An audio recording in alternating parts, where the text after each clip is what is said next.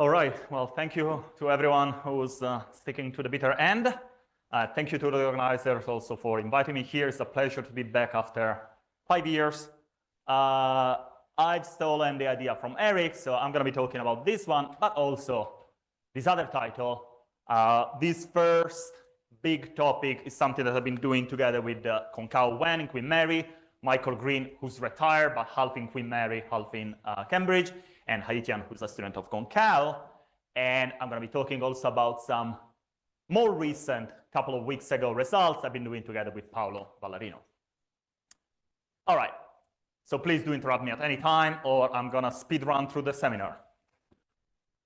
I will be, first of all, telling you a little bit about what type of correlators in n equal to 4 we are talking about, and then tell you how we can get an handle on these sort of correlators from supersymmetric localization. A key player that's going to allow us actually to exact results is going to be GNO duality. I'm going to be reviewing some key details. We already seen something in Cyril's talk. It's going to be a little bit more general, but actually less general, depending on where you look at it, in our story. And then I'm going to try to convince you that the formula we found is correct both from a perturbative and non-perturbative level. And at the end, I'm actually going to connect with this part, type 2B superstring. All right. So first of all, I need to tell you what we want, why do we want it, and how we're going to try to get this kind of correlators. So first of all, what type of correlators are we talking about? Well, I'm sure that many of you in the audience have encountered at least this name, n equal to 4 super Yang-Mills.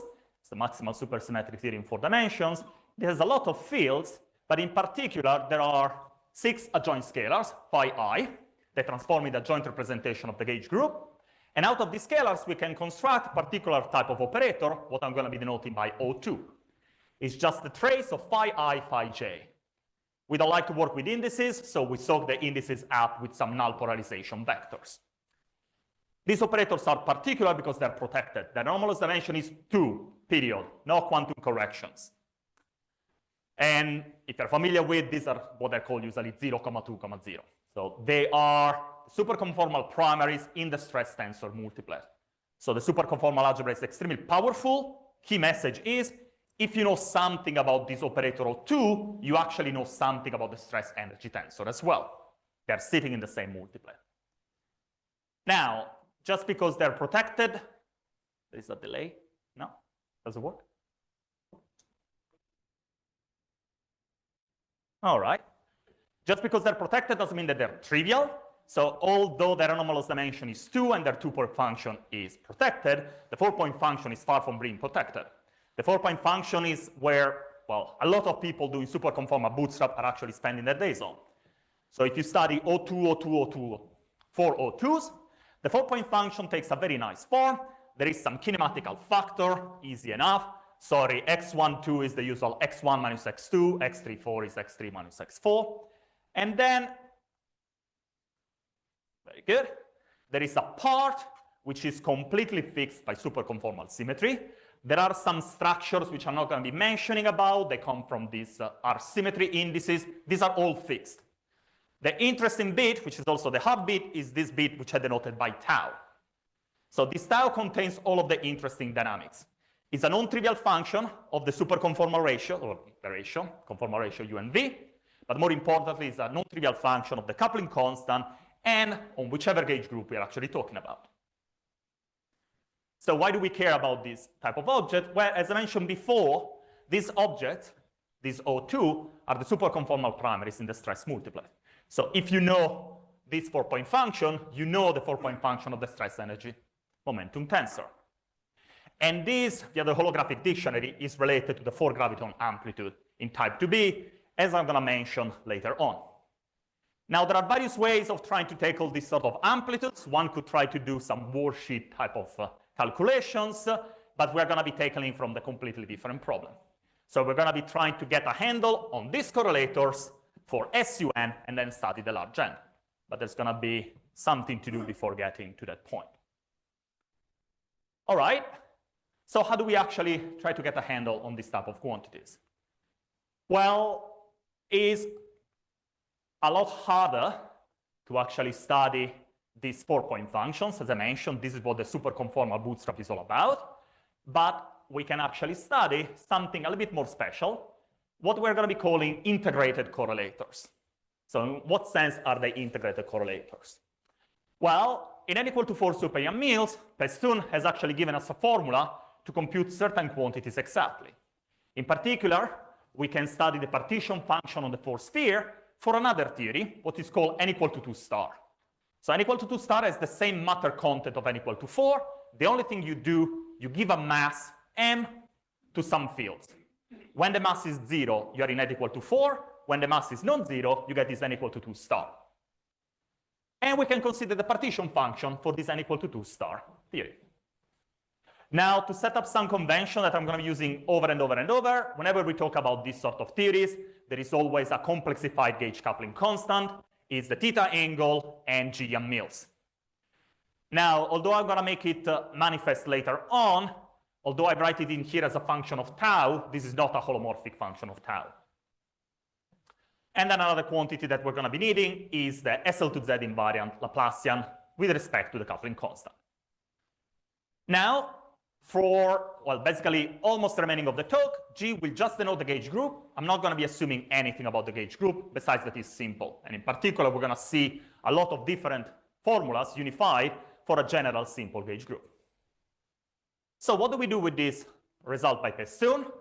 Well, luckily, thanks to Binder, Chester, Pufu, and Wang, and some other results due to Shai and Silvio Pufu, we can consider particular derivatives acting on this 4-sphere partition function of n equal to 2 star. So we start with a different theory, and we consider 2 mass derivatives and this Laplacian, or 4 mass derivatives. Now, if you take QFT1, you take a partition function, you take derivative with respect to coupling constant, you bring down operators. So this is not surprising that it has to do with some sort of 4-point function. I'm taking 4 derivatives here, 4 derivatives there.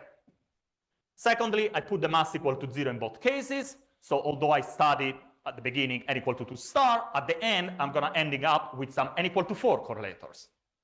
What is surprising, and it actually requires some work, is that if you compute this bunch of derivatives or this bunch of derivatives, you're going to get an integrated 4-point function of exactly the O2s I told you before. So when you take this particular combination, you get O2, O2, O2 with a particular measure. This is very explicit. I just couldn't be bothered writing it out. It's a function of the cross ratios, a very explicit function. And similarly, but more complicated for this one. Yes, please.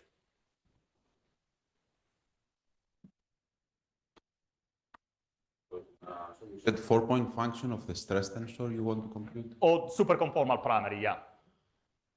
In n equals 4 super Yang-Mills? Yeah. So is the form of the first, so first of all, why don't you consider 2-point function or 3-point function? Those are protected, yeah. Yeah, these are protected operators. So thank you for the question. So since the anomalous dimension of this O2 does not receive any correction, the 2-point function is just fixed, and you can compute, well, the 2-point function just have been computed. Exactly, yes. yeah, and the 3-point function you can compute. So for the 4-point function, I suppose there should be, so its form should be fixed by symmetry, right? Is it? Yes. So what is the general, do we know the general form? Because I was recently looking at this problem. So it depends on what you mean fixed by symmetry. So there is a part which is fixed by symmetry in the sense that just by using superconformal invariance, you can actually fix entirely this bit. Unfortunately, this bit does not depend on the coupling constant, just depends on the R symmetry indices and the kinematic data. The part that is not fixed is what the superconformal bootstrap is all about, is constraining this remaining part, and this is a function of the coupling constant, non-trivial function, we don't know it exactly. You can try to compute it at large n, for example, there are some results by Fernando Aldai. You can try to really set up a superconformal bootstrap for UNV, but that's the part that we don't know and is not fixed uniquely by symmetry. Yeah, thank you. Yeah, so and now this is UNV are the cross ratios? Or? Yes, exactly. It depends on the cross ratio that you build out of x1, x2, x3, x4, the n of the gauge group if you're dealing with SUN, the coupling constant, and so on. Thank you. Thank you so much. More questions? Yes, please. When the 4 points are in the like some test or isn't this like already passing computed using the computation? I couldn't hear the last part, sorry. Is these correlation functions when these 4 points are located in the common S2? Yeah. Then isn't this the one that Paston computed, like using 2D Young's picture, using localization? Roughly this part. Oh, good. Yes, yes. Oh, and also the Wilson line. Yeah. So, But those. but you're going to do more general configuration. No, he did not study the 4-point function. But that still should be a like correlation function lab scale on 2D Young mills, according to his picture. No. You can obtain it. So if you want, I mean, if you want, Pestun has computed everything there is to compute because I'm just taking derivative with respect to its partition function, right? So he gives me, I'm going to review it in a second, he produces the partition function as a matrix model integral. So if you want, that is done. There is an explicit formula for this object in here. No, I'm talking about some different, so that's a little bit story, but there's 2D Young mills localization 2D. by John B. and Paston. I see. Yeah. They also, I remember they have a prescription for when all the correlators are on common S2. Very good. Yeah. Then it can be computed by 2D Young mills, which is. I see. No, I'm not familiar with that one. Yeah. So in here, you see, in here, these operators are not constrained in any position, but you're sort of smearing them over with a very specific measure. I'm not going to write it out, but these are very specific measures of the 4 points. Yeah.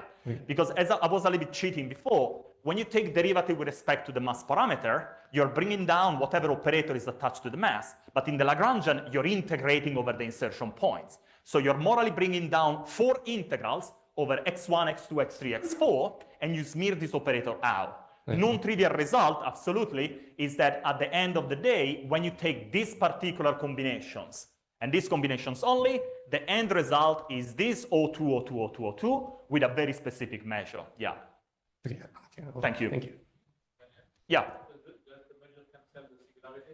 Yes, absolutely. Yeah, it's crossing measure. So this is actually very easy. We wrote it in a nicer way in our paper. It's like, I should have written it out. U plus something divided by V, very like perfectly good and smooth.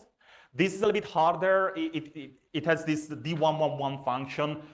You can do, and I'm going to mention it later, you can actually really take this measure and numerically integrate the integrand, because the integrand is known up to certain orders. Or if you want to do bootstrap, this is what Shai has done. You can plug in the superconformal bootstrap decomposition and literally integrate numerically against these kernels. They're perfectly good integrals. Yeah, thank you, Cyril. Good. All right. Good. So in this talk, I'm not going to be mentioning anything about the second correlator. I'm only going to be focusing on this first correlator, where we are considering the Laplacian with respect to tau 2 mass derivatives. And so what we have found an exact formula for this integrated 4-point function. So remember, as I was mentioning before, the 4-point function with x1, x2, x3, x4, extremely difficult. We don't really know it. But if we integrate against this particular measure, we're able to provide an exact formula which is valid for all gauge groups. If you stick with SUN, you can take n to be 2, n to be infinity. We have analytic expression for all n's and for all values of the coupling constant. And in particular, what's going to help us fixing this expression will be GNO invariance. What did we find?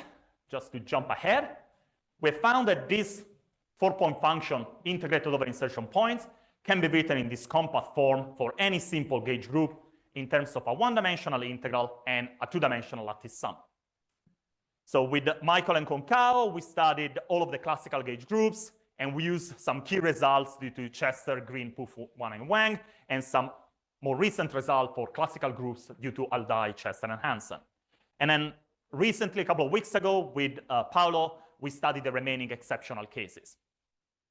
So these functions, B of G and B of the Langlands dual, I'm going to review what that means later on. They will just be very simple rational functions. I'm going to give you concretely the case of SUN, but they're just very simple rational functions of T. And these lattice terms, if you play enough with lattice sums, they're not particularly special. This Ym of tau is the combination n plus n tau squared divided by tau 2. This factor ng that appears in here will be crucial to ensure that this expression has the right GNO duality under electromagnetic duality. This factor will depend on which gauge group you're talking about, or actually which Lie algebras. Is the square of the length of the long root divided by the square of the length of the short roots of the Lie algebras. So in the ADE cases is 1, for SO, SP, and F4 is 2, and for G2 is 3. This silly factoring here will actually be crucial to have GNO invariance.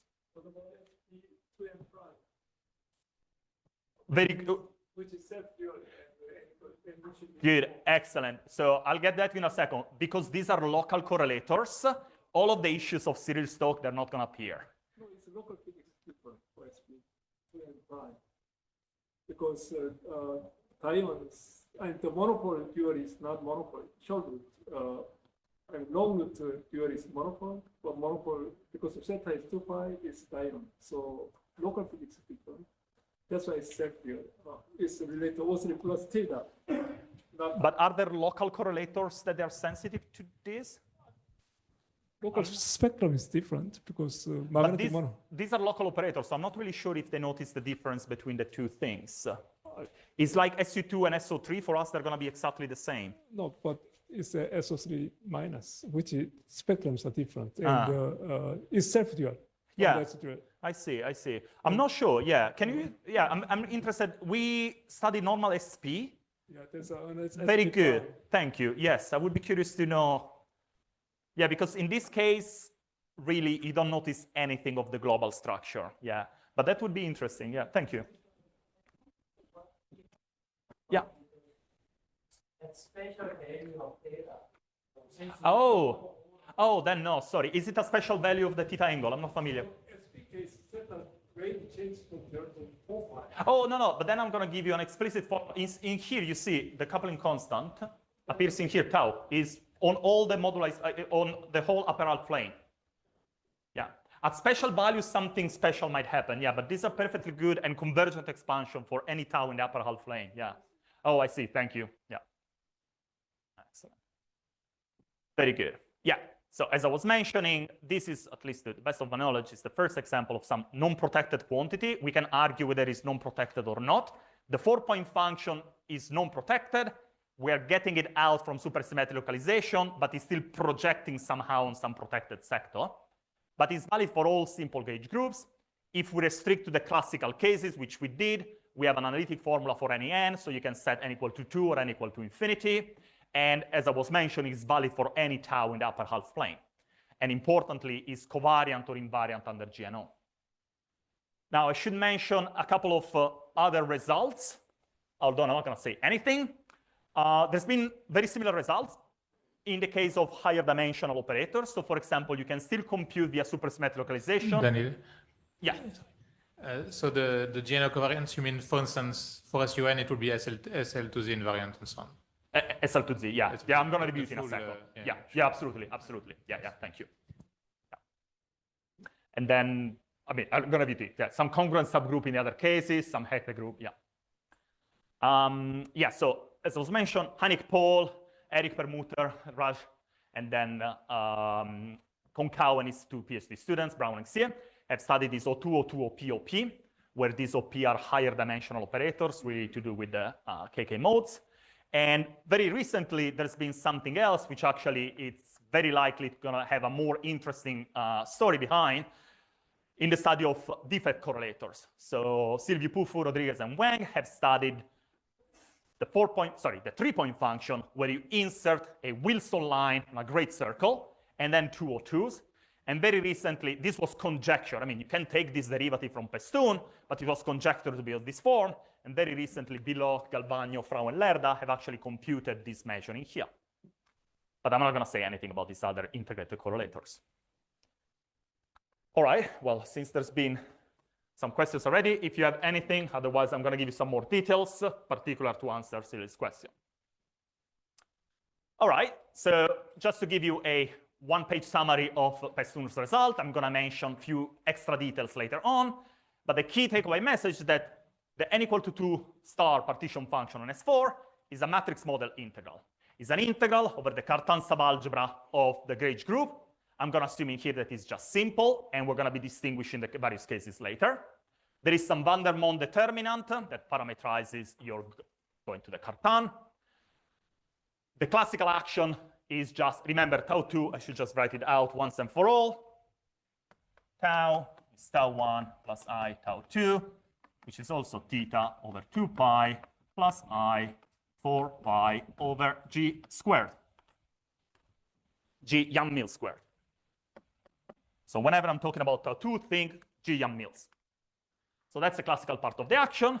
And then these two bits, which are going to appear later on, are going to be the perturbative part, what we call the one-loop determinant, and the instanton sector, what we call Nekrasov partition function.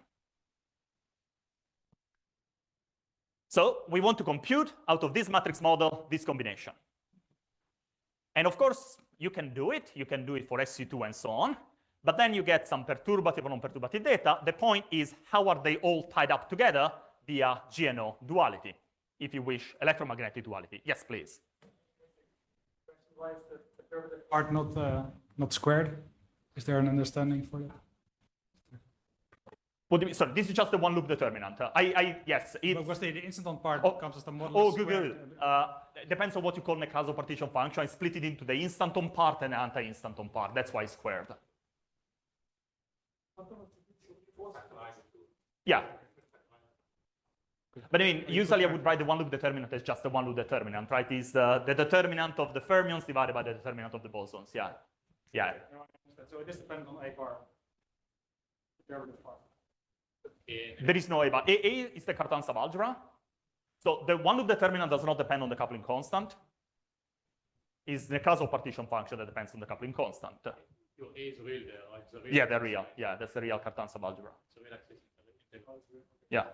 So if you want, I'm going to show you later on. This is, in the case of n equal to 2 star, this is just the Barnes G function. Yeah, yeah, yeah.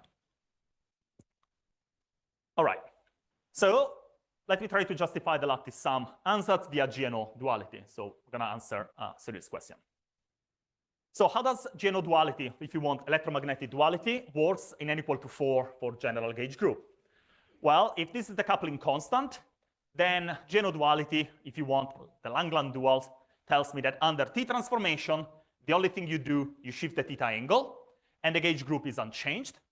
But under S duality, the gauge group changes, so it's not really a symmetry. We are changing the theory. You give me the correlators in a theory with gauge group G, they're related to the correlators in a theory with gauge group LG, and for which the coupling constant has gone tau into -1 over ng tau. And remember that you're familiar maybe with the -1 over tau. That's the case of SUN, where ng, which is again the ratio between long and short root, is 1. But in general, this is 1, 2, or 3.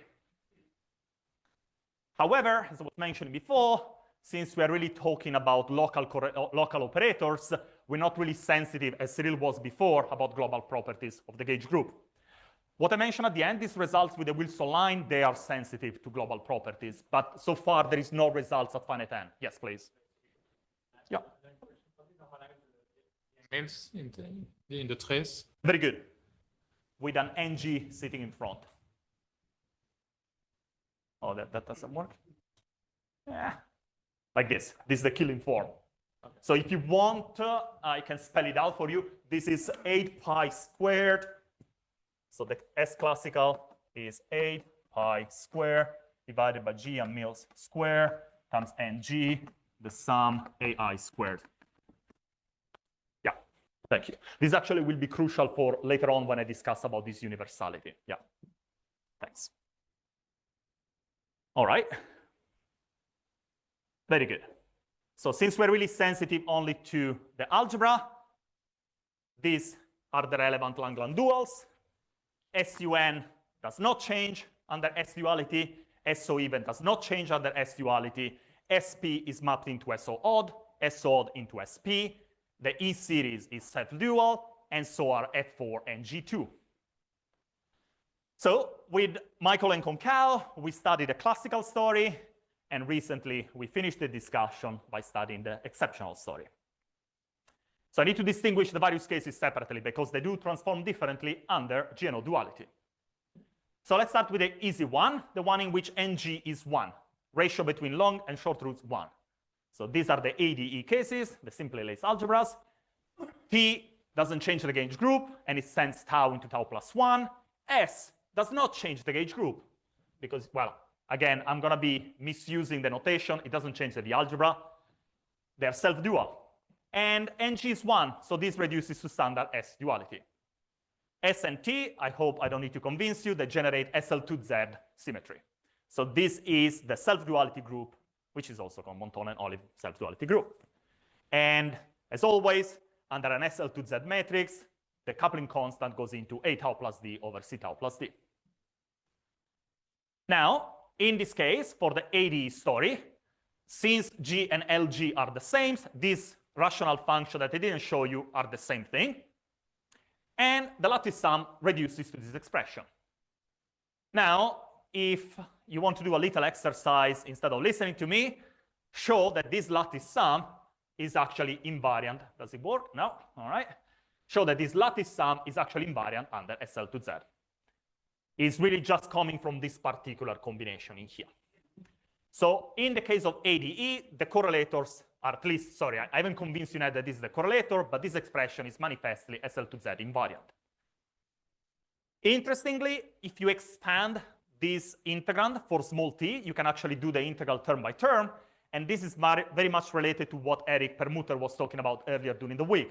This will give you the spectral decomposition of this integrated correlator, but unlike Eric's talk, in this case, there are no mass cusp forms. In this first integrated correlator, only the continuous part of the spectrum is relevant. Very good. What about the other classical cases? Well, you see now that under S transformation, first of all, in these two cases, the ratio between long and short root is 2. So S duality changes tau into -1/2 tau. But it is not a symmetry because you are changing the gauge group. You see that in here, the Langland dual of the SP algebra is the SO odd algebra. So this tells us that the SO odd correlator and the USP correlator are not invariant under S, but they get mapped into one another. So under this transformation in which tau goes into -1/tau, from the SO odd correlator, you should get the USP correlator and the other way around. However, you can combine S and T to actually generate a symmetry. If you do S, T, and S changes the gauge group, then you do T, which doesn't change the gauge group, and then you do S backwards. Yes, please. Say again, sorry? Very good. It is absolutely. So this has to do with the global properties of the group, which are most certainly relevant when we're talking about the full n equal to 4. For these integrated correlators, since they're local operators, there is no difference. Yeah, but you're absolutely right. It should really be PSU. Thank you for the question. Indeed. I had the slides with the groups, and then you would have seen it, but then I decided to remove it, not to waste the time. Yeah, thank you. Indeed. And in here, for all of the others, you really have spin and so on. Yeah, thank you. Very good. Excellent. And as I was saying, if you do S, T, and S, this is actually a symmetry of the correlator. If you put T and this transformation together, you see that they generate the congruence subgroup gamma 02. I think it appeared today in, well, gamma 04. Gamma 02 just means 2 by 2 matrices in LSL2, for which the bottom left entry is congruent to 0 mod 2. So are these expectations met by the lattice sum? Well, as I just said, the Langland dual of SP is now SO, and the Langland dual of SO odd is SP. So this second term in the lattice sum I gave you, we can actually simplify them. So for the USP correlator, the first is SP, and the second is the Langland dual, which is SO, and the other way around. And in here, NG is 2. So what does it happen now under, say, S duality? Well, under S duality, we expect that this correlator gets mapped into this correlator. Now, again, little exercise in lattice sums. If you take this lattice sum and you substitute tau into -1/tau, and you play with the lattice sum, you will see that these two terms get exchanged. But this means exactly that under tau going to -1/tau, these two terms are exchanged, and I produce exactly the USP correlator. So this tells me that, or other way around, this tells me that if I start with a USP correlator and I put -1/2 tau, the lattice sum produces the SO odd correlator, and so on. Second thing, other little exercise. Well, if you perform an SL2Z transformation, the first lattice sum is invariant under SL2Z. This second term, just because of this pesky factor of 2, is not invariant under SL2, but is invariant only under gamma 02. So under a gamma 0, 2 transformation, the first lattice sum stays invariant and the second stays invariant. So this tells us that these correlators are indeed invariant under gamma 0, 2, and they get interchanged under S duality. And finally, for the remaining two groups, which are interesting because they generate something slightly different, F4 and G2, in this case, the ratios are either 2 or 3, and they're self-dual. So this is really a symmetry. What happens is that if you put T duality together with S duality, you actually generate something which is not SL2. It's called either a triangle group or a Fricke group, depending on how you like it. So in triangle group notation, this is gamma 2 force infinity or gamma 2 6 infinity. Gamma 2 3 infinity is SL2. And to boil it down to what it actually means in terms of transformation, this means that the correlator must be invariant under gamma 0 2 or gamma 0 3, and what is called a Fricke involution, which is nothing but this S transformation. Notice that this is not an SL2Z element. This is an element in SL2R. This is 0, 1 over root 2 minus root 2, 0. This is the expected symmetry group of the correlator with exceptional gauge groups, F4 and G2. And again, in this case, when they're self-dual, G and the Langland duals are the same. So I'm just left with this combination of lattice sums. And very much like before, this first term is invariant under SL2. This first term, the second term is invariant under gamma 0 n, either gamma 0 2 or gamma 0 3. And under Fricke involution, the only thing that happens is that these two guys exchange one another. So again, the lattice sum is respecting the GNO duality. And shortly, I'm going to mention that it's going to give us some key insight into the exceptional form for Nekrasov partition function. All right. So before I move to give you some more details on how we actually fixed these functions, so let me just put again, this is our ansatz, if you wish. For any simple Lie algebra, this is the ansatz that we can work with. And it transforms as expected under GNO duality. Now, from a lattice sum of this form, it's fairly easy to extract the small Gian-Mills limit, what we would call perturbation theory. Is equivalent to this asymptotic expansion at the cusp, tau 2 going to infinity. Now, you can do that, and then you can match against the perturbative data that you get from Pestun partition function. So this allows you to construct these functions that I haven't yet showed you. However, once you have done that, this object in here contains also non-perturbative informations. So it's not enough to match with perturbation theory and GNO duality. We also need to check if we are consistent with the non-perturbative effects that are coming from the Nekrasov partition function. So let me start first with perturbation theory, because then we realize something particularly interesting. So, yes, please. No, good. So this, let me go back, excellent. So this expression in here contains both perturbative and non-perturbative data. What I'm saying, that I'm not going to show you, you can get, independently of the form of B, you can extract the small Gian-Mills expression of this one, and you can match it against localization. This fixes B for you. The B are so independent. Exactly. Then once you fix B, that's it. From here, I can tell you what the 10 instanton sector is. Now you need to match against Nekrasov, and it works. Yeah. Very good. So, since now we're all experts in category theory, now I'm not going to say anything about category theory, but first of all, let me thank Boris for pointing out this work by Fogel and Axel as well, Axel and Kleinschmidt. So, this mathematician, Pierre Fogel, was trying to come up with a notion of a universal Lie algebra.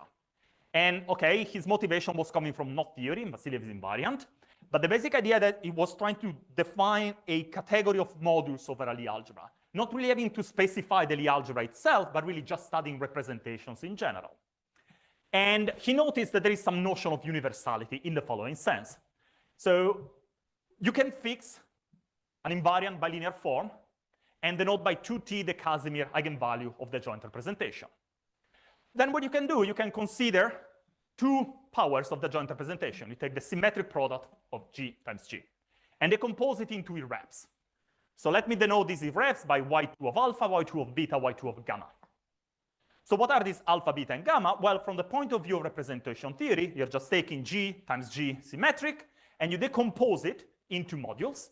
And alpha, beta, and gamma are the eigenvalues of the Casimir. Well, actually, the eigenvalues are 2t minus alpha, 2t minus beta, 2t minus gamma for these three modules. So what are these parameters really labeling for you? Well, first of all, since you can always rescale the Casimir, these parameters are not really sensitive on their own. They're really just projective variables. So you can rescale the bilinear form by lambda. T gets scaled by lambda. Alpha, beta, and gamma get scaled by lambda. And secondly, it doesn't really matter how you order stuff. So they should be permutation invariant. So this defines for you Fogel space, which is just a projective space P2 modded by permutations. What is the universality? Well, what he noticed is that a lot of algebraic quantities are actually universal functions of alpha, beta, gamma, meaning they are really functions on this projective space. For example, I'm not going to write it out, but the dimensions of these modules, you can write them as functions on P2 mod sigma 3. Easy example, this Casimir of the adjoint is alpha plus beta plus gamma. So you see that it's clearly permutation invariant, and it rescales like it should. If you rescale alpha, beta, gamma by 10, the bilinear form gets rescaled by 10. The dimension of the Lie algebra. You've seen here that it's clearly permutation invariant, and it's also scaling invariant. Alpha scales like 1, 1, 1, 1, divided by alpha, beta, gamma. So it looks like a lot of quantities in Lie algebras are given by universal expressions, meaning either analytic, or in our case, they're going to be rational functions of these parameters. Just to mention, for example, Chern-Simons partition function on S3, and the annotated adjoint Wilson loop that was studied by, I can't pronounce this name, Mkrtyan, I'm sorry if I butcher it, and Vasilov. And in our case, the perturbative expansion of these correlators. How do you get particular values for given Lie algebras? Say that you want the correlator not for alpha, beta, gamma, but for SUN. Well, you just need to specify this universal expression to special points on this Fogel plane. P2R, yes. Yes. Not the dimension of the Lie algebra. Yeah. No, you see, right? Because you're absolutely right. So this gets scaled by 10, 10, 10, but the denominator gets scaled by 1,000. Thank you, indeed. There are, for example, T, that gets scaled because if you scale it by 10, the bilinear form has been scaled by 10. Thank you. Yeah, real P2, yeah. I think you can also extend it all the way to C, but I'm not really sure. You can get a lot of weird stuff. You can get even E7.5 out of this. I'm not sure, yeah. Yes, I'm not gonna comment. Very good. So, okay, just to keep things simple, you can choose a rescaling, and usually this rescaling is called minimal bilinear form, in which you normalize alpha to be -2. So now you don't rescale stuff anymore. And these are just the points on the Fogel plane which are corresponding to all classical Lie algebras. In this particular normalization, the dual Coxeter number is actually equal to this T. These are the alpha, beta, gamma for all of the groups I mentioned. And as a little exercise for you, you can actually check the known dimensions of the Lie algebra are given precisely by this universal expression. You don't need to specify this expression for SUN. If you plug in alpha and beta and gamma for SUN in here, you will get n squared minus 1. And then you put -2, 5, 6, and you're going to get 52, which is the dimension for F4. So what did we find in our case? Well, first of all, you need to be a little bit careful, and this goes back to Cyril's question from before. G-Mills is actually not a universal quantity. The classical action appears in this form, is AA, the killing form, divided by G-Mills. So this suggests that you want to rescale or consider G-Mills modular rescalings as well. So you can consider this extended Fogel plane, which is instead P3 modded by the permutations. So you still permute only, sorry about that, you still permute only alpha, beta, gamma, but now rescaling, you also rescale G-Mills. So that under common rescaling of G-Mills, alpha, beta, gamma, the on-shell action remains the same. What it means in practice is that you can define the universal coupling constant, which we denoted by AG, which is just this parameter t times gm mil squared. If you rescale gm mils and t, this quantity remains invariant. In this normalization, this is nothing but the dual Coxeter number times gm mil squared. And in particular, if you really plug in the dual Coxeter number for SUN, this is just Tooth coupling. But this will be crucial if we want to get a universal expression. We need to plug in a check in there for a E series, F series, and so on. Well, no F series, F4. And finally, the universal central charge is at the dimension of the gauge group, which is already written as a universal expression in here, divided by 4. Now, if you use these variables, you take Pestum partition function, and you just focus on the perturbative part that Jan was asking before. This perturbative part is very concrete. You can write it as a product of roots of these particular combinations of functions. Now, if you're not familiar with these functions, don't worry. This is just written in terms of some special function, which we call Barnes function. But the key message is that this function is a very concrete function, and you can extract easily the perturbative expansion out of this. You set the instanton to 0. You just focus on this part. You use this variable that I told you. You don't use gm mils. You use the rescaled one, and you get an asymptotic expression. Very good. You get an asymptotic and universal expression for this integrated correlator. Doesn't matter, I don't need to tell you which Lie algebra I'm considering. There is the central charge of your favorite universal Lie algebra, and then this asymptotic expansion in this universal coupling. These terms, P4, P5, P6, and so on, these are denoting the non-planar corrections. Now, you'll notice that there is no P1, P2, P3. The reason is that there are no non-planar corrections. So P1, P2, P3 are 0. The non-planar correction starts at order 4. What are these functions in here?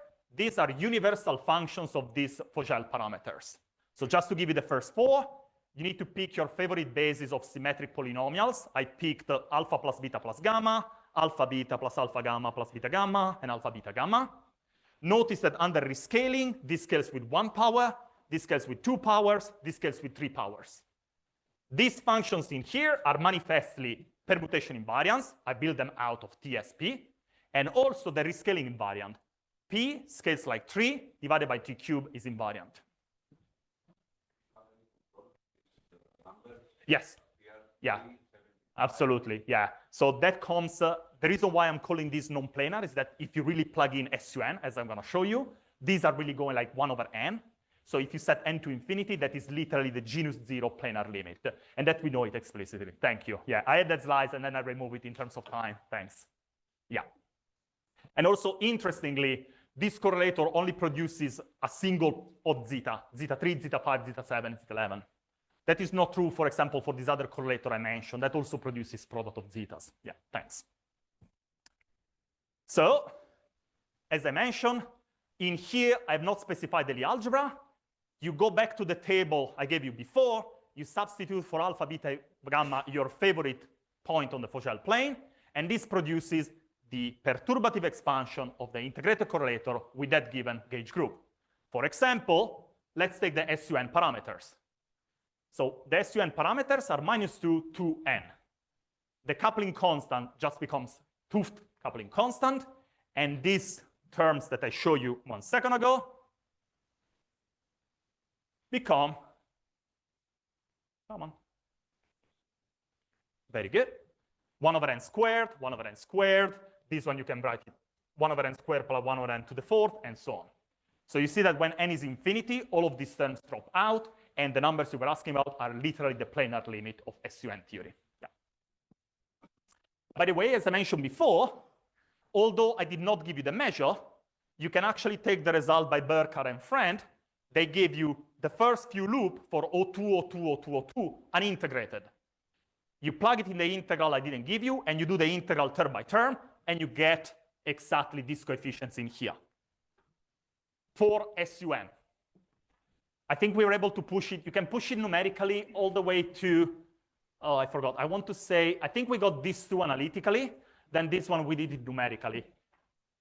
The reason is that the unintegrated correlator as a function of U and V is very complicated. So order by order is a very complicated function of U and V. You shove this measure, you integrate, and then you get these numbers out.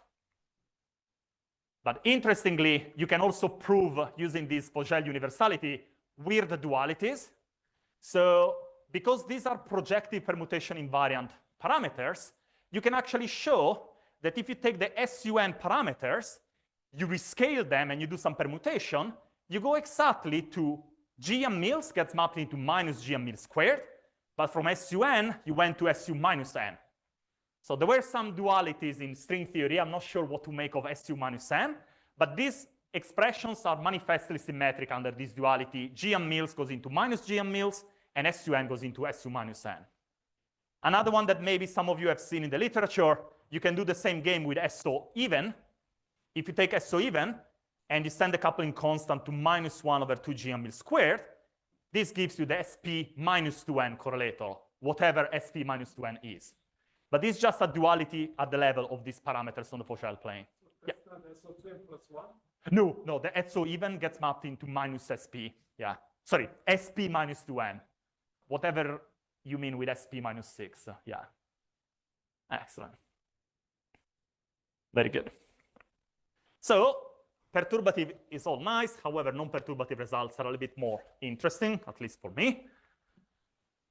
Second part is, okay, as I mentioned before, using the perturbative results, we can actually construct these functions B of G, but then we also want to check at the non-perturbative level.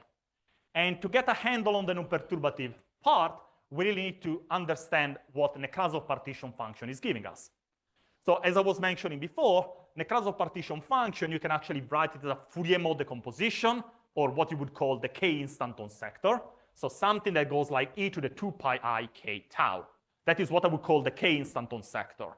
And the reason why it's squared in here is because we can get instanton and anti-instantons events. While instead Nekrasov partition function, well, at least with my definition, is purely holomorphic. For example, the one instanton sector in SUN takes this particular form. So what we did, well, we took Nekrasov instanton partition function for all the classical gauge groups. This you can get it kind of easily via ADHM construction. You can construct the modular space of instantons via ADHM. And so this guy in here is known. We computed from localization the instanton results for SU, SO, and USP, and they do match with the lattice sum representation that I gave you before. We fix the lattice sum using genoduality and the data from perturbation theory. The instantons you get from there are identical to the instanton you get from Nekrasov. So we kind of gave us confidence that our lattice sum was indeed the correct expression. Then in a later paper with Michael Green, Haitian Xi, and Concau, we actually gave a proof using some beautiful results due to Donzaguier and Harer. So we really did the matrix model calculation. However, for the exceptional groups, this guy in here is not known because there is no ADHM construction. So how can we test non-perturbatively the lattice results? Well, this is one slide mostly for the experts. I apologize for anyone. I'm not going to give more details. But we use some key results due to Marco Billot and collaborators. They were studying the modular anomaly satisfied by the prepotential, and they were able to get a handle on Nekrasov partition function. However, we really need to have Nekrasov partition function on the fourth sphere, because really, sorry, with generic omega deformation, because we want to do the fourth sphere partition function. So we were able to get a conjectural expression that I wrote in here. If some of you remember these old papers by Billot, Frau, Fucito, Lerda, and Morales, this is very similar. So you can write it in terms of this function. It's a purely Lie algebraic function. You just sum over all the long roots, and then you take the particular product over these dual roots. And we believe it to be the conjectural one instanton expression for Nekrasov partition function, general omega deformation, and general simple gauge group.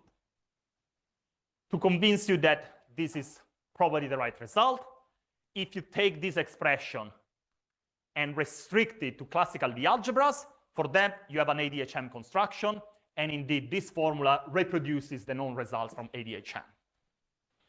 Secondly, you can take the flat space limit. You send epsilon 1 and epsilon 2 to 0, you're removing omega deformation, it reduces to this expression, and again, it matches the known results in the literature. Lastly, or not quite lastly, you can also take this interesting limit. You send, if you remember, I told you before, we start with n equal to 2 star. That's a supersymmetric field theory where you also add a mass to this hypermultiplet. If you send the mass of the hypermultiplet to infinity, you can integrate it out. So morally, you're left with n equal to 2, pure n equal to 2, which is what Cyril has talked about today. For pure n equal to 2, you need to be a little bit careful because pure n equal to 2, as we saw today, there are some dynamically generated mass. So you take the limit in which the hypermultiplet decouple by the singularities are staying at finite point. This is exactly the same lambda as Cyril had. It's just a strong coupling scale. If you do this limit, the conjectural expression that I gave you reduces to this object in here. And unfortunately, I don't think J1 is around in here anymore. But this is what he had found together with Noppadol, Tachikawa, and Keller. This is the pure n equal to 2 Nekrasov partition function at one instanton. So, okay, this expression produces a lot of known results. If we spatialize it to epsilon 1 and epsilon 2 equal to 1, which means it's the 4-sphere partition function, we can compute the instanton corrections and a match against the lattice sum conjecture that we had. So it's a sort of like consistency check. Either both of the expressions are wrong, but they produce the same result, or maybe both expressions are correct. Very good. So we got quite a lot of checks that this expression for general simple gauge group is actually valid. So what I want to tell you next, maybe briefly, is some non-perturbative results, but different non-perturbative results, non-perturbative in N.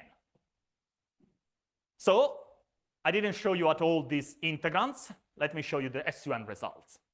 So for SUN, as I mentioned before, SUN is Langland duals, so we just have a single function, the SUN, and we now know what this function is. This terribly looking object. These are just Jacobi polynomials. What this expression gives you are polynomials.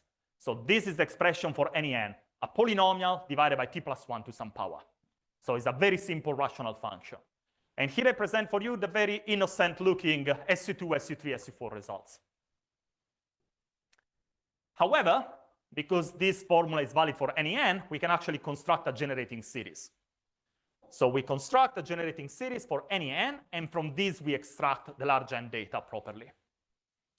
So this integrated correlator, we can write it as the SUN correlator. We just put a contour integral to isolate the n term in the generating series. Z is the variable that keeps track of n. And then we still have the lattice sum. The reason to do that is because with this integral representation, it's very easy, or relatively easy, to extract the large n expression. But we can do better than that. We can use what is called the exact trans-series expansion. We can get perturbative terms, and now I mean perturbative terms in n, so this will be a power series in n, and non-perturbative terms in n. But this will be an expansion for tau arbitrary on the upper half plane. And also because I'm going to mention some objects in here, which are called Eisenstein series. There's a lot of Eisenstein series. I'm going to make manifest the tau bar dependence. All of these objects are non-holomorphic objects. So if you take the large n expansion from this generating series, this is the perturbative part. You see that it's a perturbative series in n at large n. The coefficients are this object in here, E3/2 tau to bar, E5/2 tau to bar. These are called non-holomorphic Eisenstein series. This gentleman in here is Eisenstein. And these are the objects that appear in Eric-Stokes. However, in Eric-Stokes, those are the L2 normalizable ones, which are on the critical strip. In here, they are the half-integer Eisenstein series. They are mass forms. Their solution to Laplacian minus eigenvalue equal to 0, and they're modular invariant. They're not the holomorphic Eisenstein series. The holomorphic Eisenstein series are modular forms. These are modular functions. So whatever these objects are, they finally connect with what I was saying before. This was the integrated 4-point function of 402s that has to do with 4-point stress tensor, which has to do with 4 graviton amplitudes. The only thing you need to do is use the holographic dictionary. So now the coupling constant tau, which is explicit in here, this is not a 't-Hooft limit. We are keeping G and Mills fixed. We are sending n to infinity. Now you reinterpret it in string theory as the axiodilaton. N gets translated into alpha prime. So this expansion in here, you can actually read what Yutin was talking about yesterday. You can read off the coefficients of the higher derivative corrections from 2B supergravity. So this terms in here, E3 halves tau to bar, is the coefficient in front of the R4 correction. As we discussed yesterday, supersymmetry imposes that the coefficient of R squared and R cubed vanish in type 2B. Then the coefficient of the D4R4 is this guy in here, E5 halves. This guy is what is usually called a generalized Eisenstein series. It's absent from here. It's not absent from the other correlator that I mentioned before. But in sake of time, let me continue. I'm happy to answer questions about that later on. Interestingly, we can also get these non-perturbative terms in N. So these are terms which are exponentially suppressed in N, but they're perfectly good modular invariant functions, and they take this form in here. So what is the holographic origin of these objects? This was the low energy expansion in alpha prime, which is N. These are non-perturbative terms in alpha prime. Sorry, they're non-perturbative terms in N, which means they're non-perturbative terms in alpha prime. So if you reinstate the holographic dictionary, these terms in here, you can actually translate them into lattice sums, which looks like this. L squared, where L squared is the radius of ADS phi cross S phi. L is a summation variable of multiple copies. And this TPQ is nothing but the PQ string tension. So these non-perturbative terms in N gets translated into something that seems to be wrapping a two-sphere with a tension TPQ.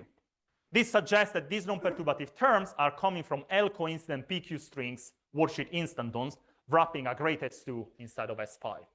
We do not have a semi-classical origin of these objects. Very good.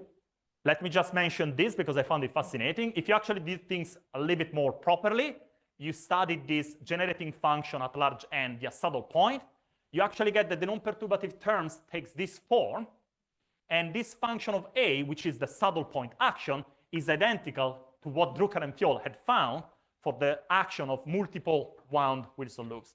I have no idea why that's the case. Yeah, but I just thought I should point it out. Very good. So let me conclude with a unifying picture of perturbative and non-perturbative, which is still very mysterious. So from the explicit expression that we had found first by studying a lot of cases and then by using matrix models, this expression for the B of SUN is written in terms of Jacobi polynomials. Jacobi polynomials are known to satisfy three terms recursions. So it is not surprising, although it is surprising, that we actually found non-perturbative results which relate three terms recursions of this integrated correlator. So remember, this CSUN is a 4-point function. Now I'm taking two more derivatives with respect to tau. You would think that this is a 6-point function now from the point of view of the path integral. However, because of these three terms recursions I was telling you about, it turns out that this 6-point function is related to the very same 4-point function in which I've changed the gauge group. So the Laplacian of the SUN correlator is related to SUN plus 1, SUN, SUN minus 1. And we found very similar equations for the SON correlator and the SUP, the USP correlator, and also for the exceptional gauge groups. Interestingly, if you look at these equations as a sort of difference equation in N, all of these integrated correlators are just fixed once you give me the SU2 correlator. Very good. So let me conclude. I hope I gave you few evidences of why these lattice sum proposed have, well, they match perturbatively, they match non-perturbatively, they have GNO duality, so they do seem to really be the integrated correlators I've been talking about. And again, for the case of the classical groups, we really used results due to Zaghi and Harer to really prove it at the level of matrix model. It does pass a lot of consistency checks. As I mentioned, for the ADHM cases, we do have Nekrasov from Below, Frau, Fucito, Lerner, and Morales. So the proposed lattice sum matches perturbatively and non-perturbatively, at least to some low instanton orders. For the non-perturbative case of the exceptional groups, we don't really have a handle. So the formula I showed you before was for the one instanton. Very little is known about higher instantons with exceptional gauge groups. Yeah, so we don't really know how one could possibly, if someone comes with a conjecture for Nekrasov exception at higher instantons, we can use our conjectural formula to check if it's correct or not. However, there's still a lot of open questions. We found this lattice sum formulation. We don't really know if there are some string theory origins for these lattice sum formulations or for the Laplace difference equation. This is really suggestive of some 4D, 2D correspondence, but we don't really know how quantitatively. And also, all of these non-perturbative corrections, which I told you at large n, we don't really know the semi-classical origins. Other integrated correlator, that's something that we are about to finish, hopefully, with Fernando Aldai, Shai, Chester, and Michael and Concau. This other correlator does contain this D6R to the 4 correction. So for the one in the audience who know what I'm talking about, this is, well, some result due to Miller, Van Hove, and Green. And this D6R to the 4 correction is not an Eisenstein series. It's one of these generalized Eisenstein series. So it is captured by this other correlator. And finally, something which is extremely interesting that goes back to the question you were asking before, the superconformal bootstrap really deals with the unintegrated correlator. We don't know it exactly, but we can try to do a superconformal block decomposition of the correlator and then integrate the superconformal blocks against this measure. The exact result I just gave you should provide some extra constraints that the superconformal bootstrap can use to constrain this, the superconformal blocks data, like the OP and dimensions. And this is already something that Shai Chester with collaborators have explored, but not fully, I believe. All right, that's everything I wanted to say. Thank you for your attention.